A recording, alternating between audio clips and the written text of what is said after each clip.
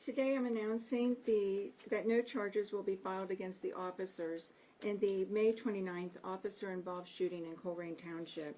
Each officer had an objective and reasonable belief that deadly force was necessary to protect and defend their own life from serious physical harm and death. Also, they had a reasonable and objective belief that it was necessary to defend others from serious physical harm or death. This matter occurred on May 29th, and Colerain Township officers were conducting a drug investigation in the area of Colerain Avenue and Springdale Road.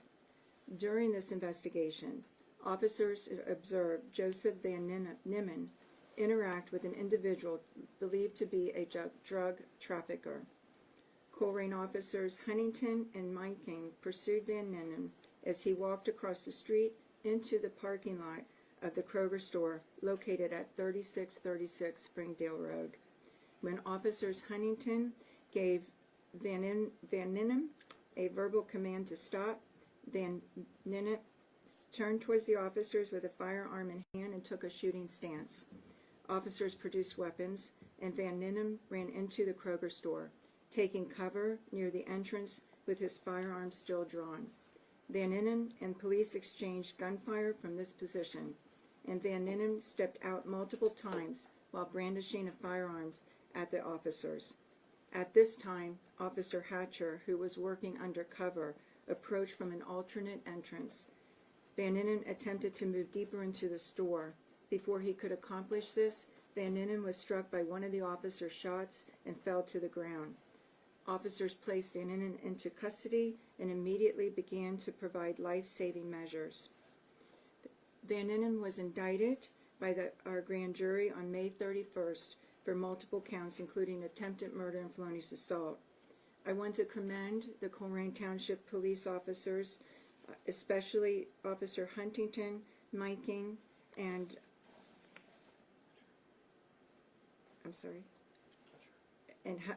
Hatcher, for their bravery in this incident.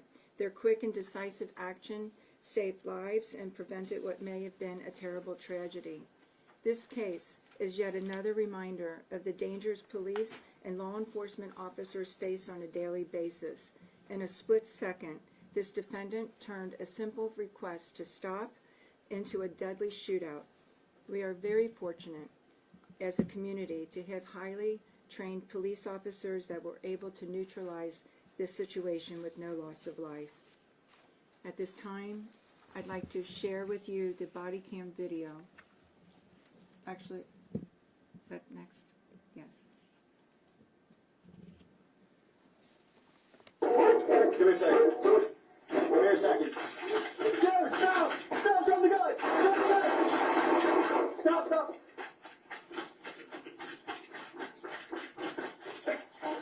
Drop the gun! Drop the gun! He's got a gun!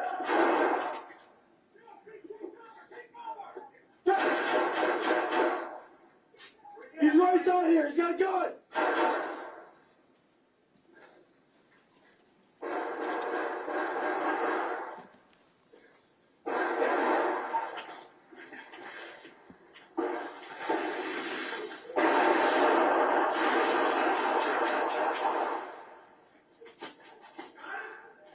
Yeah, go recovery.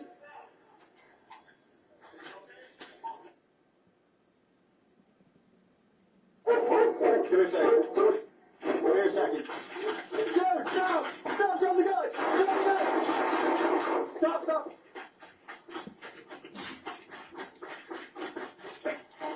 Drop the gun!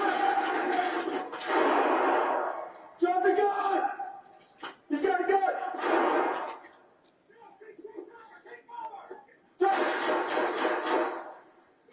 He's right down here. He's got a gun.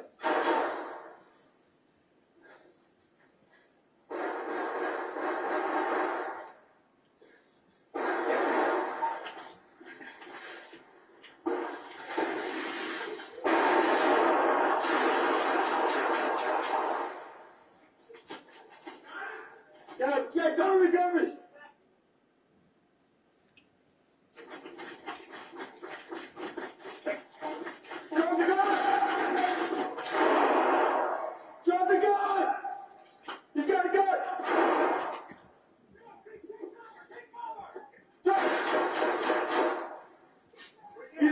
out here. He's got a gun.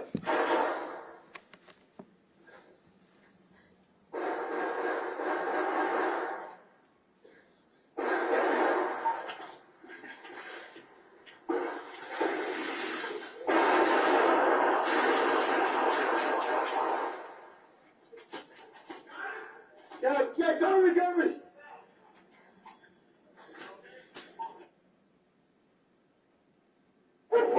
Give me a second. Come here a second.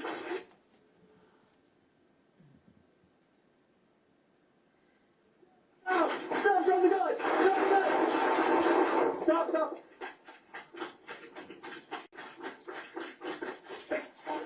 Drop the gun!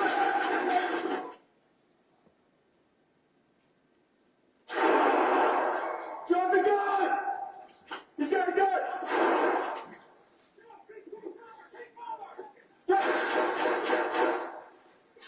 He's right down here. He's got a gun.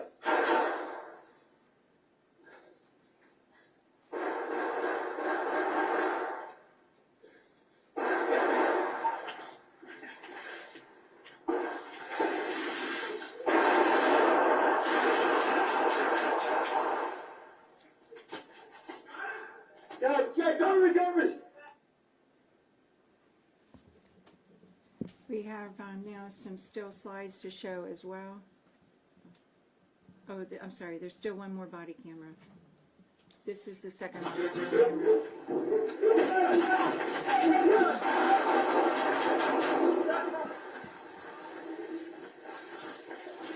Lane 21, shots fired. We're number 36, 36, Street over.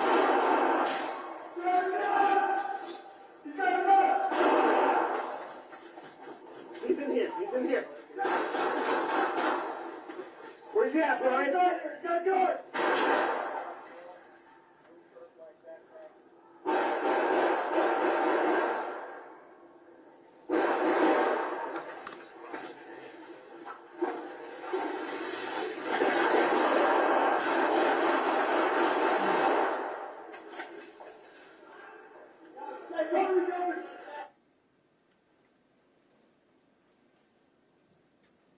And now we'll show the stills.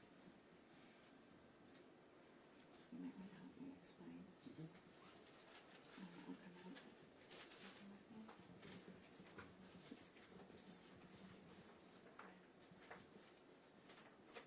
You can see, I'll just point to his hand so you can focus on that, where he draws it out of his waistband and is starting to raise it out of the officer.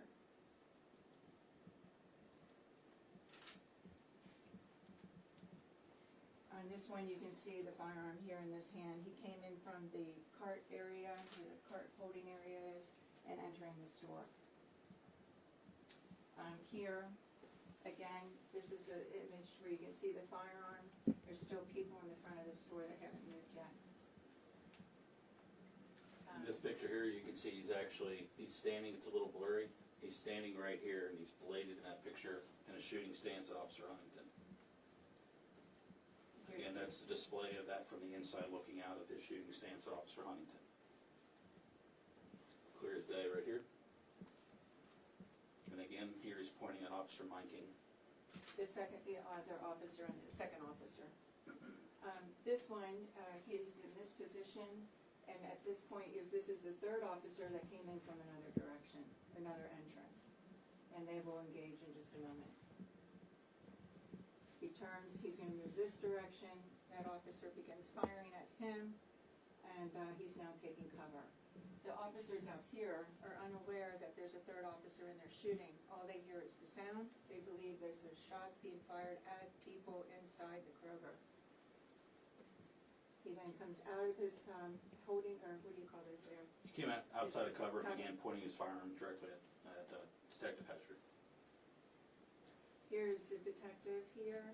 You can kind of see with his shooting stance. We've got a shooting stance here. They're engaged in fire here. He can't go this direction, so now he's going to go through the center direction, and he hops, and then you'll see the other officers engage again because they see him for the first time. Okay. This is a backpack that he was carrying that day, and we're going to show a few slides of the contents of the backpack.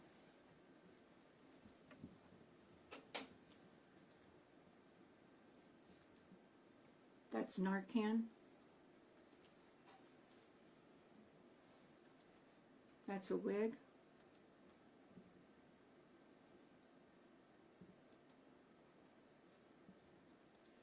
That's a scale. Syringes. And then these are the charges. So what you saw in the backpack is count 11, possession of criminal tools. Okay? I think, is that it? I think at this time, any questions? At what point did Van Niman first fire his gun? It's hard for us to tell, I think, at this point. The BCI is still conducting an investigation, and that's still pending. So we can't tell exactly, but what's clear is that he is taking a position and pointing the firearm and at the police officers. But he did fire at least one round. We know it, yes. Do you know whose bullets or whose shrapnel hit the innocent bystander? At this time, we don't. He's due in court tomorrow. Is he still in the hospital? What's the latest for him? He's in the hospital. He's in stable condition. He will survive. Should we expect more charges connected to other crimes? Not at this concerning time. what was in his backpack? Not at this time. The possession of criminal tools covers what was found in the backpack. We do not know what he was planning or had been previously involved in at this time. Did officers also pursue the drug trafficker that Van Niman had interacted with proceeding to the shootout? The individual is known. That at that moment, they had to concentrate on this event first. But that individual is known. Was that because Van Niman was unknown to police at that time? Officers were not aware of suspect Van Niman until they took him into custody and were able to identify him. How do you say his name? Van Niman. Niman. Niman. All right. Were they conducting surveillance of him, or was it something that they were just in the area and happened to see this drug deal go down? Surveillance They just happened to see it? of the known.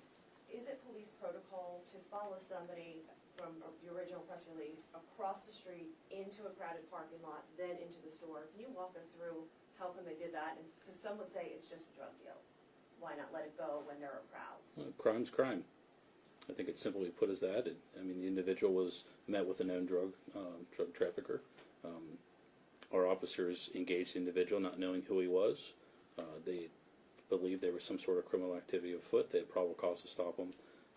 I will tell you that officers on a daily basis have encounters like this where you have no idea where the encounters are going to go, but this is going to be by far the exception. We come out and talk to individuals and stop them and have a consensual encounter on a daily basis, and this is not the expectation. This is most certainly the exception to this type of encounter. Do you know where he got the gun from? Are you saying where he was holding the firearm? Well, where he got the gun from? Was it So where was it purchased? That's not known at this time. Now, we see in the video, shots are fired at the suspect as he is running inside of the store through that cart area. At that time, you assume in the middle of the day, there are customers inside that store. Was him taking that shooting stance justification enough to fire at him, knowing that he is running inside of a populated building? I think anytime a firearm is involved, and especially when it's pointed at an individual, that is justifiable lethal encounter. Absolutely. I think that the public, when they see this video, kind of continuing with her point for the chief, the amount of shots fired, it seems like it seemed like I heard about a dozen shots fired from the officers into the Kroger. We could see several people lying on the floor there. I think the general public may wonder, at what point is it better to back off and try to come up with a plan to get this guy versus firing there, because as far as I could tell, it didn't look like a single one of those bullets hit him. And I guess talk more about, the protocol here where, getting this guy versus potentially shooting and killing an innocent victim inside this store. Like she said, it's middle of the day, it's Kroger, we all know how busy they can be. I guess what is the protocol for determining the use of force and when it's proper procedure to maybe back off and come up with a plan? At no time when a round is being discharged should we ever back down. We're asked to be guardians, we're asked to be warriors. There's days that we should be protectors. There's days that we have to stop a threat. And that's absolutely what they should have done and absolutely what they did do in a quick manner, too. I want to add to that they are trained. to make sure when you've, and if you go through, anyone goes through firearm training, you're always conscious of what's behind the direction in which you're firing a gun. So there were times that the officers were not taking a shot because they did not have, what was behind that was a problem Well, I think and a that- concern. So there's, if I'm not explaining myself well enough. Well, I guess, and unless I'm wrong, maybe they got him before, but it looked like until the very end, when he took off running and they got him in the back, that not a single one of those bullets hit him. He was shot in the eye, not the back, first of all, so there's a loss of an eye. But they were, I think the video speaks for itself, that nobody was hurt. And that the officers were very conscious, because of their training and their advanced training, they were taking shots where somebody was not going to be hurt. One, there was a wall, another was a line of registers they were conscientious of.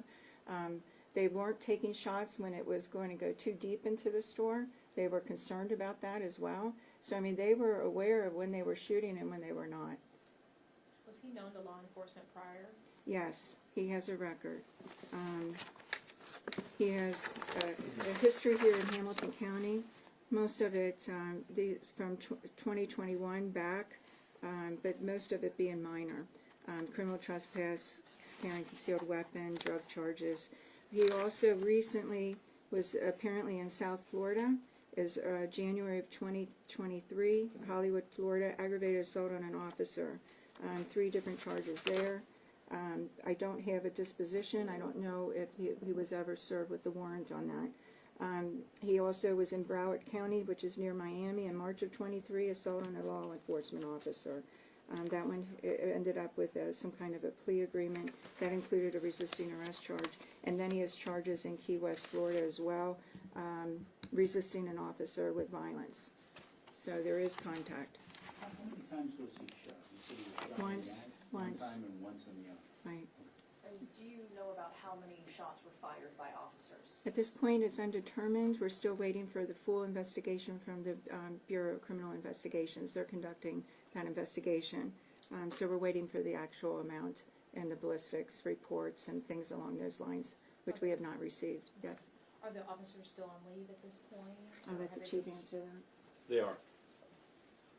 Was there, based on the officer's observations, was there any indication prior to him facing them with that firearm in the Kroger parking lot that he may have been armed? I know it can be hard to tell, but no prior indication. No indication whatsoever.